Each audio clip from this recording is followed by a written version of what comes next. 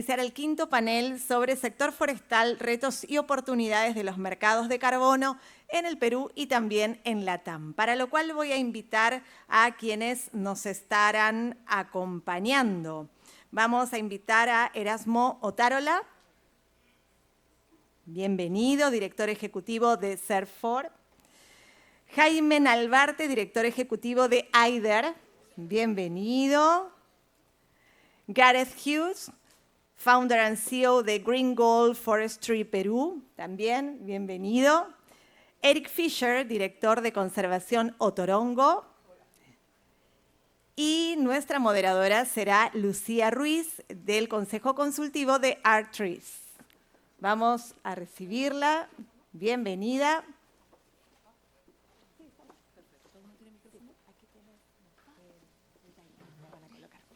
Ahora sí, como siempre, vamos a brindarles un muy fuerte aplauso a los integrantes de nuestro panel y le damos la bienvenida, le cedemos la palabra a nuestra moderadora. Adelante. Muchísimas gracias, muchísimas gracias. No se puede dejar de comenzar agradeciendo a los organizadores. Ha sido una mañana intensa, esto de tener los paneles en paralelo también da cosita, porque a veces quieres estar en más de uno y es imposible. Así que tienes que elegir, así que gracias a los que eligieron este panel en estos momentos de la tarde y con estos caballeros que nos van a contar experiencias súper concretas, yo creo, de lo que viene, además de una sombrilla institucional que esperamos que sea, por ejemplo, el comienzo de nuestra conversación, ¿verdad? Hemos estado viendo en la mañana experiencias internacionales, hemos estado viendo casos específicos, hemos estado viendo un poquito de prospectiva. Mañana, por favor, recuerden, mucha prospectiva también de lo que se viene. Pero, biodiversidad, bonos de carbono, bonos de biodiversidad, etcétera. La verdad es que va a haber una agenda muy, muy interesante. Pero comencemos, vayamos de frente al tema. Sector forestal. Este sector tan complejo, con una gobernanza necesaria, no fácil, lo sabemos, que ha venido trabajando mucho el tema de carbono y acá tenemos experiencias concretas que nos los van a mostrar. Pero queríamos comenzar con la autoridad, queríamos comenzar con precisamente la autoridad forestal y con Erasmo para que nos reflexione en los próximos minutos sobre qué oportunidades estás viendo para fomentar estos incentivos de carbono forestal en el Perú. Gracias, Lucía. Sí, bueno. Ya venimos varios años trabajando en este tema de carbono. Muy buenas tardes a todos. En primer lugar, es un gusto estar acá en esta plataforma tan interesante, ¿no?, que se ha creado. Ojalá que sea esto algo que en el tiempo se vaya manteniendo en este intercambio. Yo quería ser un poco preciso y entonces me he escrito algunas ideas fuerza que me van a permitir responder esa pregunta tan interesante. ¿Qué oportunidades hay para fomentar iniciativas de carbono? ¿No? Generalmente han estado ligadas un poco a áreas protegidas, pero en el tema forestal precisamente no se ha avanzado demasiado. Entonces, en estas ideas que he desarrollado acá, muchas oportunidades, un poco lo que se plantea. Especialmente en el sector privado, ¿no?, que gestiona, conserva bosques con actividades como el manejo forestal sostenible, el manejo forestal comunitario, el ecoturismo, la conservación, las plantaciones forestales, la restauración, ¿no? Nelson nos hablaba hace un momento, ¿no?, de que efectivamente esa dicotomía entre manejo forestal, conservación, no existe para el tema de carbono. Ambas aportan al tema de carbono. Pero esto requiere generar las condiciones habilitantes, ¿no?, para que el sector privado incluya con éxito estas capas, la de carbono y la de otros servicios ecosistémicos, como los bonos de biodiversidad, como la belleza escénica y otros aspectos. Esto contribuirá a mejorar la rentabilidad de la actividad principal, ¿no? ¿Dónde? Que es la siguiente pregunta natural en esto. Existen diversas categorías territoriales en las que lamentablemente no se ha avanzado demasiado, pero que se pueden hacer. Se ha avanzado poco en el desarrollo de proyectos de carbono, precisamente porque no se generaron con claridad estas condiciones habilitantes. Están mencionadas en las leyes, pero esa claridad, esos lineamientos quizás no están tan claros. Tales como bosques de producción permanente, por ejemplo, tenemos 13.5 millones de hectáreas de bosques de producción permanente, pero hemos perdido más de 10 millones los últimos 20 años. ¿no? Los ecosistemas frágiles, los bosques locales, los bosques en comunidades indígenas, los bosques en predios privados y más específicamente sus títulos habilitantes, ¿no? Que gestionan el sector privado, como las concesiones forestales maderables, no maderables, las concesiones de ecoturismo, las concesiones de conservación, las concesiones de reforestación, los bosques locales con las municipalidades, entre otras categorías. Es decir, hay una diversidad de títulos habilitantes y de áreas que pueden generar créditos de carbono. Y ahorita vamos a entrar cuál es lo interesante de todo ello. Desde el CERFOR nos hemos propuesto desarrollar las condiciones habilitantes para mejorar la competitividad y rentabilidad de las actividades desarrolladas en dichas categorías y títulos habilitantes, a través del respaldo y el desarrollo de lineamientos que permitan poner en valor las actividades forestales que reduzcan la deforestación, por ejemplo, a través de proyectos RED o manejo forestal mejorado, y o secuestren carbono, como es el caso de las plantaciones forestales o de la restauración misma, ¿no? Los famosos proyectos ARR, que ahora necesitamos trabajar con el MINAN, las metodologías para incluir lo que se está trabajando en ello. El CERFOR acaba de sacar la primera versión, por ejemplo, borrador todavía, del mapa de potencial de reforestación del Perú, que ya reporta 11 millones de hectáreas aptas para hacer reforestación, y donde podemos generar proyectos ARR como alternativa que es complementaria, ¿no? Eso sí, el trabajo debe ser articulado con los gobiernos regionales, muchos de ellos son autoridades forestales regionales, el MINAN como autoridad de cambio climático y del RENAMI para escribir esos proyectos respectivos, y con las metodologías también que deben ser aprobadas por ellos, pero trabajadas con la autoridad forestal. El SINAFOR que tenemos, este es un espacio natural que va a permitir esta articulación multisectorial sobre los servicios ecosistémicos forestales en general, entre ellos el carbono, ¿no? En noviembre estamos organizando la Expo Forestal. Ya hemos separado el Centro de Convenciones Nacional y estamos invitando a principales compradores, inversionistas en reforestación, inversionistas en carbono, para que los proyectos forestales puedan tener una vitrina y puedan ofertar sus productos. Esto va a ser un evento bien interesante, ya lo estaremos anunciando. Bueno, existen grandes desafíos, pero sabemos que es factible hacer esto. El 2027 seremos la sede del Congreso Forestal Mundial, lo estamos organizando. Este espacio será clave para mostrar los primeros resultados de la promoción de los proyectos de carbono forestal, como estrategia real y tangible de la reducción de la deforestación a nivel nacional. Queremos mover la aguja de verdad. Muchísimas gracias.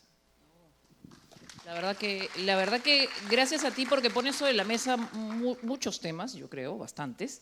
Me gusta cuando yo escucho la palabra rentabilidad, porque a veces la miramos y asociamos solo con la rentabilidad económica, pero la oportunidad de rentabilidad social y ambiental que podemos ofrecer es increíble, y que la mirada del CERFOR, de la institucionalidad forestal, esté dirigida a una rentabilidad y competitividad, apoyando a quienes quieren generar iniciativas del sector privado, está genial. Y cuando mencionas esta complementariedad entre la conservación y la producción, bueno, ¿quién mejor ejemplo que nuestro querido amigo Jaime, que tiene experiencia en ambas?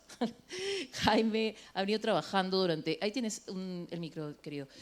Jaime ha venido trabajando e impulsando por años proyectos de diversa índole en materia forestal, porque así lo ha hecho en el desarrollo de su carrera, y se topó en un determinado momento precisamente con el tema de la conservación, la oportunidad de carbono en la conservación, pero luego empezó a identificar que esto podía ser algo más, ¿no?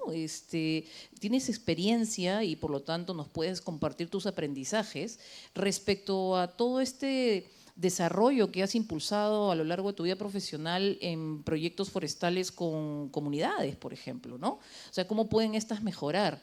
Y es interesante porque así como en ejemplos como los que tienes en Tambopata, de trabajo de investigación y carbono forestal, además de desarrollo económico y social en las zonas de amortiguamiento, tú has tenido un trabajo muy puntual con comunidades, y no solamente amazónicas, con las que nos podrías compartir en estos momentos, ya que estamos hablando de esta gama amplia a la que nos enfrentamos. Sí, muy buenas tardes con todos y con todas. Muchas gracias realmente por esa introducción.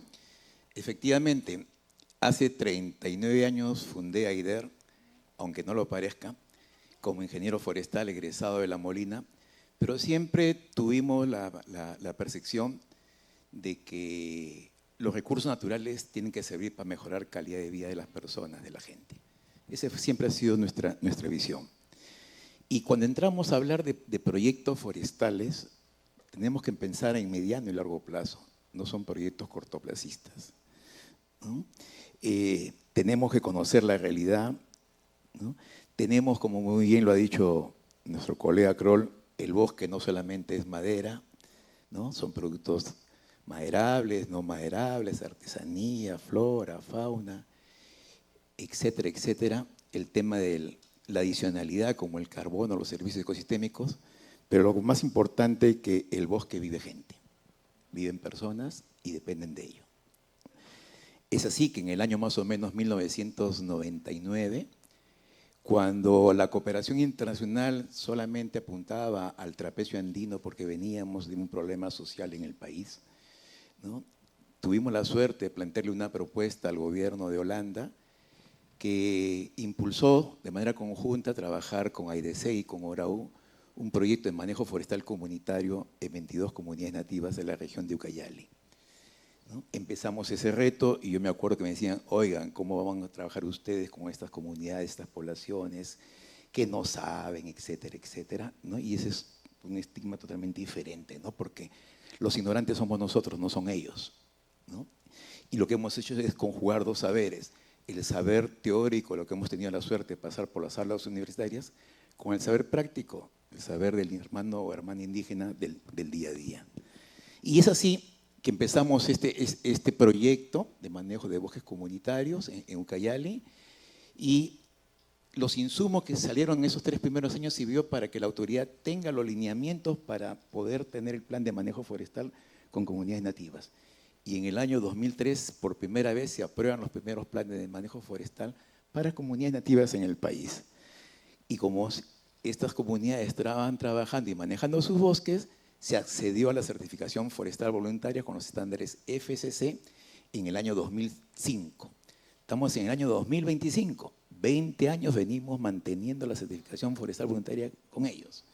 Y se le ha permitido dar todo un valor agregado. Hay una empresa indígena que transforma ya y le da valor agregado a los productos que vienen del bosque, ¿no?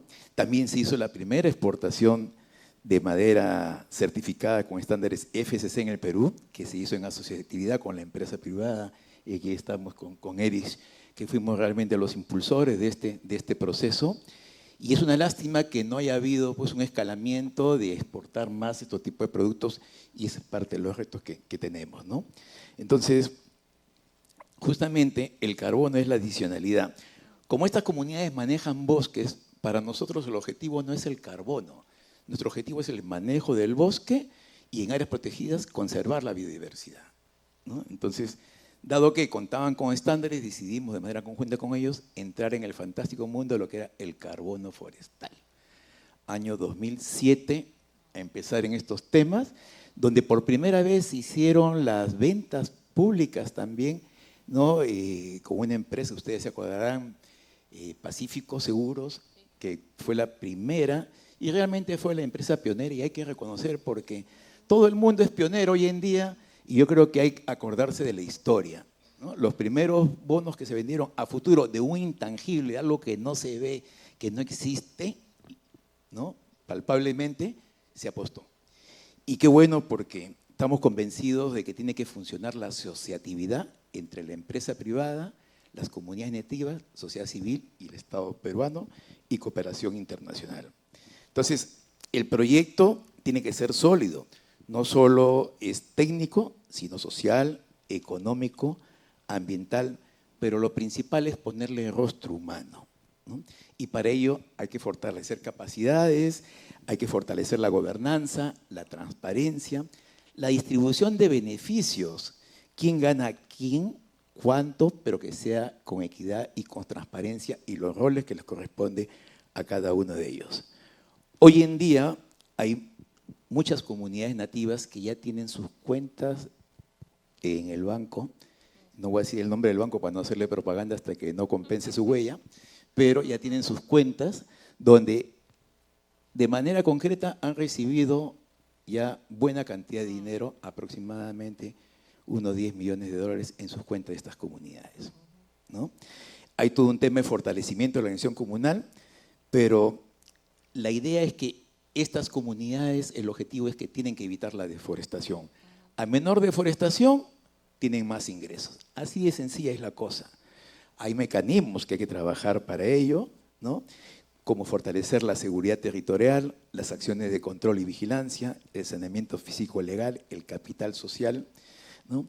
Y tener, como digo, reglas de juego bien claras y bien definidas, quién hace qué y cómo se distribuyen estos beneficios de manera objetiva. Nuestro objetivo como institución, les dije, no es el carbono, es el manejo del bosque, ¿no? Y el carbono es el mecanismo de sostenibilidad financiera. Y les resumo en un minuto una experiencia que terminó en octubre del año pasado a partir de un proyecto que se presentó a la cooperación de a USAID. USAID nos financió con 3.5 millones de dólares un financiamiento para manejo de bosques comunales en Ucayali y recibimos un préstamo, una inversión de un fondo de inversión de Altelia Mirova que nos prestó 3.5. Felizmente para nosotros el proyecto terminó exitosamente en octubre del año pasado, porque ya sabemos lo que pasó con USAID, ¿no? Pero USAID feliz porque no habló de un proyecto de 3.5, habló de un proyecto de 7. Se disminuyen los riesgos, el fondo de inversión se le entregó todo el dinero que había prestado con carbono forestal y lo que permitió este proyecto que hoy en día haya escalado a un programa de manejo de bosques donde tenemos ya un financiamiento firme por 20 años con la empresa Shell, que se llama el Programa de Manejo de Bosques Comunales en Ucayali, ¿no? Como le dije, más de 10 millones de dólares han sido distribuidos en estas comunidades que trabajan en la región de Ucayali y también en la región de Madre de Dios, porque este modelo puede ser replicado en alrededor de 15 millones de hectáreas que tiene el país en manos de poblaciones indígenas. Señores inversionistas, fondos de inversión, ya no hay que volver a descubrir la pólvora porque ya hay un camino avanzado y todo lo que nos hemos demorado está al servicio de todos ustedes. Nosotros lo que apostamos ahora es al desarrollo de capacidades locales. Nos piden de que entremos a trabajar en otros lados, hemos dicho que no, vamos a fortalecer ONG locales para que puedan aprender y acortar los tiempos. Y por último, para terminar en mi tiempo de intervención, ¿no? Es que una experiencia concreta que se sataniza muchas veces al sector forestal, ¿no? Y no es así. Y yo se lo voy a demostrar con otras cifras concretas. En los últimos 10 años, más de 200 millones de dólares se ha levantado con el carbono forestal que sirve para conservación de biodiversidad en áreas protegidas. Y esa es una cifra potente. La pensaba guardar para el Congreso Forestal Latinoamericano que estamos organizando ya un Cherry para octubre, ¿no? Que están invitados, pero lo adelanto. ¿Cómo? Se lo vamos a contar en octubre. Pero queremos que el bosque siga siendo bosque y el mensaje fuerte y potente es asociatividad. Empresa privada, cooperación internacional, Estado peruano, dueño de recursos, comunidades nativas y sociedad civil. Gracias. No, gracias. Gracias a ti. Buenísimo. Es un problema esto, ¿no? ¿Cómo resumes tanta idea, tanta información? Yo sí recojo algo que comenzó diciendo Jaime, ¿no? Estamos hablando de algo que se visibiliza en el mediano y en el largo plazo y a veces no estamos acostumbrados a eso, estamos acostumbrados al corto plazo, a la retribución inmediata, etcétera. Y los trabajos en bosques, sea conservación, sea producción, sea lo que fuera, son a largo plazo. Ni siquiera a mediano plazo, a largo plazo. Entonces, estas miradas tienen que hacerse con la gente, para la gente, en beneficio de la gente, comunidades locales, colonos, ojo, hay indígenas, hay colonos, hay que ver también esa diversidad que ocupa el bosque, pero con una mirada a largo plazo y donde el carbono, gracias Jaime, es el medio, pero no el fin. Ese es algo tan importante también para considerar, por favor, porque a veces nos abrumamos y pensamos que el carbono es el fin y no, es el medio para lograr muchísimas otras cosas que siempre están relacionadas con la mejora de calidad de vida de quien vive en el local. Gracias por decir que fortalecimiento de capacidades de, por ejemplo, organizaciones locales, porque efectivamente, ¿quién mejor que el que está más cerca de el campo como para tener soluciones. Pero yo los invito, ya que Jaime lo mencionó, a que el día de mañana, por favor, participen en algún momento del panel MC8, que es a las 12:20, porque precisamente van a hablarse, yo sé que hay 3 paneles, pero este se los recomiendo, es el que va a hablar sobre el rol de los pueblos originarios en el mercado de carbono en el Perú, Red Indígena Jurisdiccional, que precisamente es una apuesta del gobierno peruano con R3, efectivamente, con una metodología jurisdiccional y en donde el liderazgo es indígena. Entonces, cuando acá estamos hablando de proyectos específicos e incluso comunidades, mañana vamos a tener representantes de organizaciones nacionales indígenas contándonos cuál es la perspectiva. Así que si se animan, y sé que están igual de sexys los otros dos paneles, pero si se animan, este va a estar definitivamente muy bueno. Súper gracias, Jaime, por lo que nos estás planteando. Y ya que hablabas, porque volviste a poner sobre la mesa este tema de dualidad de conservación y productividad. Bueno, tenemos a Garrett, que con su experiencia en Green Gold Forestry es precisamente una empresa que transita del aprovechamiento forestal maderero hacia la gestión de proyectos de carbono, ¿verdad, Garrett? Entonces, aquí sí nos tendrías que contar cuáles fueron esos retos que enfrentaron ustedes. Seguro el primero que vas a decir es legal, pero no importa. ¿Cuáles son esos retos que enfrentaron ustedes para hacer este proceso de transformación de lo productivo, voy a llamarle así, discúlpame, a lo que es el manejo de proyectos de carbono? Y en todo caso, ¿qué incentivos identificas en el mercado para seguir escalando estas iniciativas que yo creo que son necesarias? Y además, ya que nos lo ha dicho Erasmo, que hay que establecer condiciones habilitantes, no sé si también pienses que deben haber algunas condiciones adicionales que ustedes están requiriendo o inversionistas como los de tu empresa para seguir haciendo esto. Gracias, Lucía. Gracias a los organizadores de este evento tremendo y gracias por la invitación de participar en este panel. Sí, es verdad, soy el CEO de Green Gold Forestry, formé la empresa en 2007. Pero antes de nada, me gustaría empezar con algo positivo. Yo creo firmemente que Perú tiene una oportunidad enorme en el tema de bonos de carbono y ecosistémicos y el manejo del bosque. El mundo ahorita está dispuesto en pagar para la protección de los bosques y Perú, por su suerte, tiene 50, 60, escucho diferentes números, pero millones de hectáreas. Entonces la oportunidad es inmenso. Como mencioné, empecé la empresa con la idea de extraer madera sosteniblemente y trabajamos durante 10 años haciendo la extracción, pero lo que no logramos es la parte de la sostenibilidad de la operación. Y como eso fue una de nuestras columnas y como con los cambios climáticos vemos que cada año nuestro huella adentro de la concesión era más fuerte, decidimos hacer un cambio, un giro dramático en la operación y ver este tema de bonos de carbono. Me preguntaste sobre incentivos, Lucía. El primer incentivo es el precio del bono. Hace 20 años, creo que era, Jaime, tú sabes mejor que yo, pero el precio del bono de carbono era menos de $1, entonces eso no era ningún incentivo para que una empresa hace un cambio de su manejo.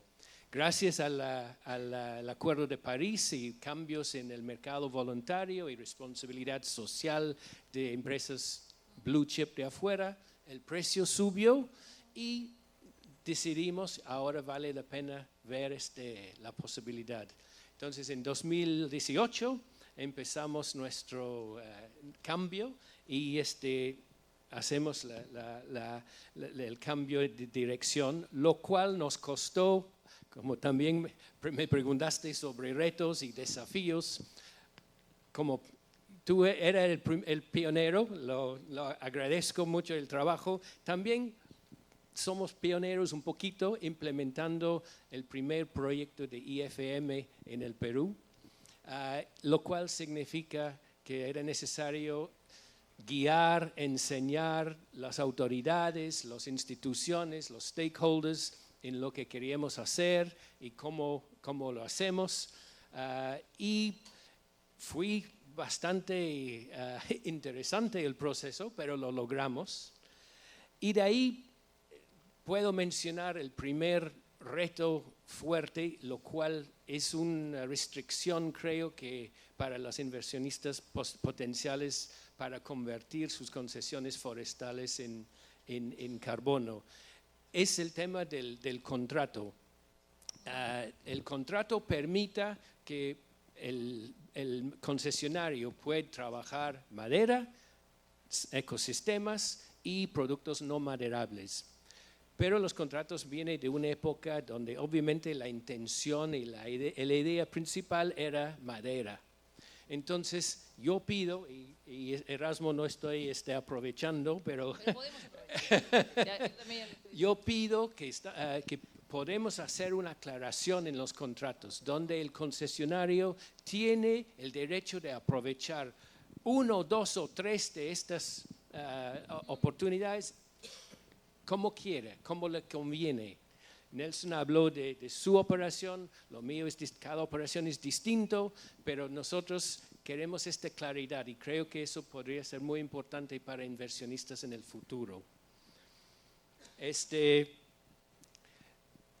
Esta capacitación de las autoridades yo creo que es algo que el Estado tiene que profundizar para apoyar a otros concesionarios con información, con una ruta para entender cómo es el proceso. Hay mucha mala información, yo he visto, no de las autoridades, pero gente pensando cosas que no son reales y tenemos que aclarar. Muchas personas piensan que mañana tiene bonos de carbono en venta. Es un proceso que demora 3 años. Entonces tenemos que aclarar eso para que la gente entienda muy bien. Un ejemplo que también podemos hacer con un cambio de cómo el Estado entiende el proceso. Un ejemplo muy sencillo. Nosotros seguimos por necesidad contractual, tenemos que hacer POAs, planes de manejo, tenemos que contar árboles que nunca vamos a cortar. Tengo que mandar gente al bosque, gastar tiempo, recursos y cumplir con esta necesidad de hacer un plan de manejo. Por favor, creo que es importante que si podemos hacer ser más flexible para pensar en los concesionarios que no quieren talar madera. Comunicación también es muy importante. Mencioné eso de informar a la gente, informar cómo son los procesos y cómo es para implementar un proyecto. Hablamos de incentivos. Me preguntaste cuáles son los incentivos. Mencioné el precio. Eso es clave. Obviamente, si hay algunas cosas administrativas que podemos mejorar, mencioné algunas, es importante. Pero quiero enfocarme en 2 cosas. Obviamente, financiamiento. Yo voy a diferentes conferencias y viajo y hablo con gente y escucho de los billones de dólares disponibles para proyectos de carbono y protección de la Amazonía y los bosques del mundo. Pero ¿qué podemos hacer para aterrizar este dinero para proyectos que no necesita 50, 100 millones para arriba? Necesita 1, 2 o 3 millones para tener un gran impacto. Pero para los fondos grandes no es importante, no es un número importante, no mueve la aguja para ellos. Tenemos que buscar cómo traer estos fondos para financiar proyectos en general y fondos que pueden entender, por ejemplo, en un proyecto IFM que necesita 3 años, es 3 años sin ingreso y con inversión. Entonces, un concesionario necesita un financiamiento flexible en ese sentido. También hablamos de la calidad del proyecto, pero eso es importante. Calidad obviamente es una palabra muy subjetivo y no hay una definición de qué es un proyecto de calidad. Nosotros empezamos pensando que bajo nuestro criterio queremos la más alta calidad posible. La única medida que tenemos es la certificación CCB, lo cual tenemos y somos hasta sabemos, somos el primer proyecto IFM en el mundo que tiene CCB. De repente estoy equivocado, pero eso es lo que pensamos. Eso significa que sí podemos incrementar el precio del crédito un poco, lo cual justifica direccionarnos a tener un proyecto de calidad. ¿Qué significa eso? Obviamente, CCB es Climate, Comunidades y Biodiversidad. Estamos trabajando en el bosque con diferentes proyectos de biodiversidad, pero donde quiero enfocar este espacio es hablar de las comunidades. Nosotros tenemos 18 comunidades vecinos de nuestro proyecto y trabajamos con todos. Estamos trabajando para facilitar muchas cosas porque pensamos que hay una tremenda oportunidad para dramáticamente cambiar la economía de esta cuenca, de estas comunidades. Por un lado, estamos dando trabajo. Hemos generado 700 puestos de trabajo, no permanentes, pero temporales, durante los últimos 3 años. Las personas de las comunidades tienen la oportunidad de trabajar con nosotros, pero también estamos implementando, facilitando proyectos económicos dentro de sus comunidades, donde nosotros facilitamos. No somos socios ni nada, simplemente buscamos o ponemos dinero, financiamos a través de una entidad, traemos gente técnico y este trabajo con las comunidades es tan importante porque son nuestros aliados, compartimos tantas cosas, los mismos riesgos, los mismos problemas, entonces trabajamos juntos. Hoy día tenemos en nuestro stand 2 señores de 2 comunidades que han traído sus productos de artesanía, de farina, que están vendiendo. Estas son cosas de ellos y nosotros estamos tratando de apoyar. Creo que la oportunidad ahí es también inmenso. Estos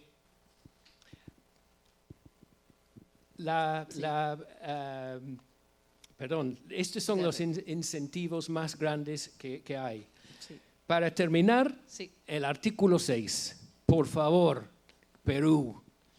Hemos hablado de los acuerdos, pero ahora tenemos que aterrizar para que Perú pueda hacer trades, que podemos vender, porque eso también es un incentivo enorme. Okidoki.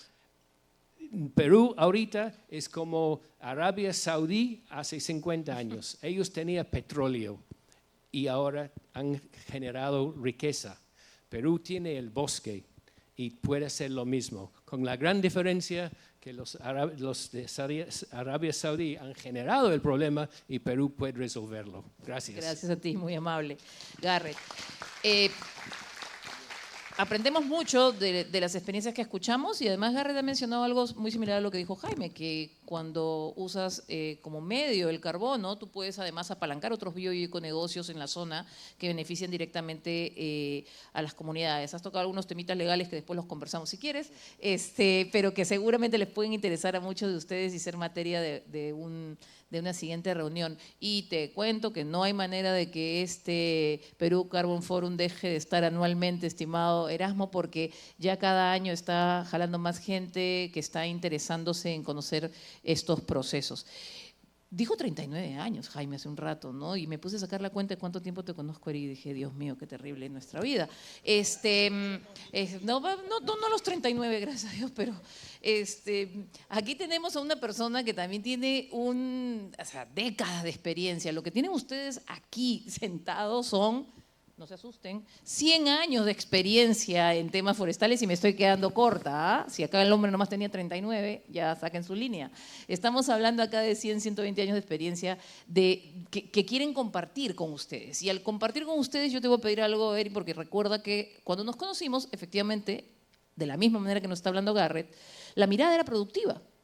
Y luego hoy tú vienes y estás aquí representando a Conservación Otorongo, porque estos espacios que primero fueron de producción empezaron a interesarse también en y qué pasaba en materia de biodiversidad, y hoy estamos hablando ya todos sentados aquí del tema de carbono, ¿no? Entonces, ahora con esta experiencia en iniciativas de conservación, que yo no pensaba hace 25 años, nos tienes que contar cómo se equilibra, ¿no? esta mirada, este binomio ambiental con esta necesidad, por un lado, de generar créditos negociables, obviamente, pero también con estos cimientos fundamentales para que permanezca la base de lo que estamos trabajando. Además, Garrett acaba de hablar del tema climático y es algo que tú también podrías abordar un poquito. Bueno, muchísimas gracias por la invitación. Gracias, me siento muy honrado de estar en este panel y muy agradecido por el nutrido público que se interesa en un tema que creo que es vital hoy día más que nunca, no solo para la sostenibilidad del mundo, sino de nuestro país principalmente. A ver, sí, yo soy de los mayorcitos también y tengo que contarte una cosa. Yo no sé si por terco o porque no estaba tan equivocado, mi discurso no ha cambiado.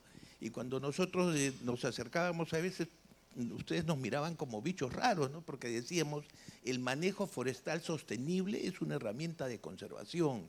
Y decíamos, hay que borrar en el bosque esa línea que se dice, no, estas son actividades productivas y estas son de conservación. Y decíamos, no, en el bosque solo deben haber actividades de conservación, que estas obviamente mejor si son productivas. Por eso nuestro enfoque siempre ha sido de conservación. Nosotros nos certificamos porque hacíamos bien las cosas, porque teníamos una excelencia en las prácticas de manejo forestal que nos permitieron certificarnos. Pero era simplemente poner en un papel lo que nosotros veníamos haciendo. Cuando entramos al proyecto de carbono, y concuerdo con Jaime, el carbono es un servicio ecosistémico más, como lo serán en algún momento los bonos hídricos o los bonos de biodiversidad. Entonces, si la misma ley tiene un enfoque mandatorio, y ahí podíamos conversar con Erasmo, porque dice, nos obliga a tener una visión ecosistémica, no una visión holística del aprovechamiento forestal. Entonces, por lo tanto, esas limitaciones no están en el marco de la ley. Habría que ver, yo no sé por qué tú tendrías que tener una limitación. No, la ley te dice, no, míralo de una forma abierta, de una forma holística. Ya, dicho esto, cuando ingresamos a los temas de carbono, como todos, con mucha ilusión, pero también observamos que pasan cosas curiosas en el mercado de carbono. Cuando se debutó, no sé, hace un poco más de 20 años en carbono, salieron como a $17 los bonos, no sé si te acuerdas, en su precio pico. Y hubieron empresas en las bolsas de valores que se pusieron a vender, era un commodity. Pero históricamente fue el único commodity que en la historia de las transacciones llegó a valer 0. O sea, como era mercado voluntario y ético, y eso no abunda mucho en el planeta, y después de muchos esfuerzos y COPs de cambio climático se levantó el tema. Pero en los proyectos RED, que están muy orientados al mercado voluntario, de pronto sufren un descrédito reputacional. En algunos casos justificado, pero en otros no. Y se cuestiona el modelo, y se cuestionan los esfuerzos de gente que está en el bosque. Yo tengo el orgullo de decir que la familia que está detrás de estos proyectos tiene casi 70 años en el bosque. Entonces entendemos la dinámica social del bosque, porque lo primero que hay que pensar en el bosque tropical, que hay un ser humano, que muchas veces no está reconocido en la cadena ecológica, y es bien gracioso, hablando en términos conservacionistas. Dicho esto, y cuestionado los bonos de carbono, la legitimidad de los proyectos RED, lógicamente, por ejemplo, y lo digo con toda transparencia, Berra reaccionó, y creo que quizás sobre reaccionó. Entonces, proyectos que podían emitir X cantidad de toneladas, de pronto podían hacer 10 veces menos, 9 veces menos.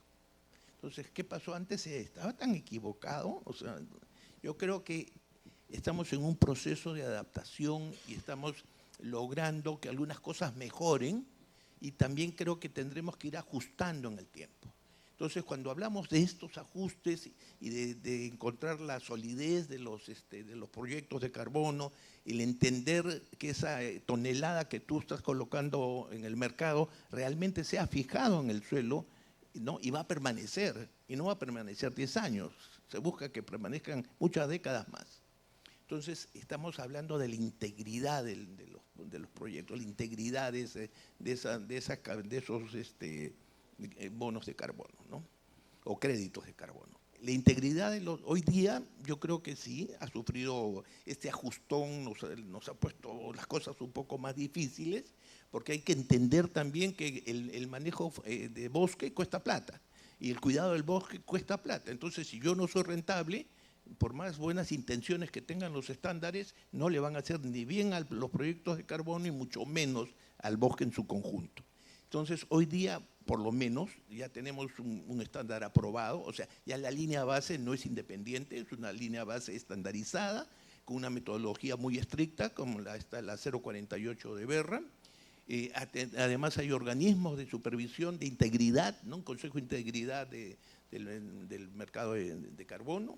Entonces, hay herramientas que nos permiten. Tenemos esta certificación CCB, ¿no? Que es clima, comunidad y biodiversidad, estándares. Y nosotros tenemos la suerte también de tener un Gold Standard. ¿Y por qué? Porque participamos con las comunidades en temas diferentes a la madera, como castaña. Tenemos una interacción y tratamos de favorecer en el radio de nuestras operaciones a las comunidades. O sea, allá hay otros mecanismos. Ya el esfuerzo, digamos, nos mantiene en una dirección, pero tenemos grandes retos también. Necesitamos un país que entienda y autoridades que entiendan que necesitamos estabilidad jurídica en el tiempo, que necesitamos un marco promotor, ¿no? Que necesitamos verificación independiente, que necesitamos que nuestros esfuerzos sean respaldados por el gobierno. ¿Quién mejor para conocer los proyectos de nuestro país que nuestras autoridades? Entonces, hoy día la integridad es un esfuerzo y creo que estamos todos preparados para cumplirlo, pero esos esfuerzos tienen que estar acompañados con un marco promotor, y el marco promotor tiene que ver desde el MINCETUR, Relaciones Exteriores, el Ministerio de Ambiente, CERFOR, MINAN. Entonces, esa visión país y poner esto en la línea, porque a ver, hoy día estamos en los procesos de anidación, ¿no es cierto? El nesting, y qué bueno. ¿Qué pasa cuando un proyecto por ABC motivos pierde el operador? Bueno, al estar anidado, puede el Estado tomar ese proyecto y darle continuidad en el tiempo, incorporándolo dentro de su política de Estado. Eso es muy bueno, porque le estás dando garantía al mercado de que nuestros proyectos o nuestro carbono sí realmente está instalado y va a permanecer en el tiempo. Y finalmente, decirles también que estos esfuerzos, para nosotros los peruanos, tienen que ser los primordiales. ¿Y por qué?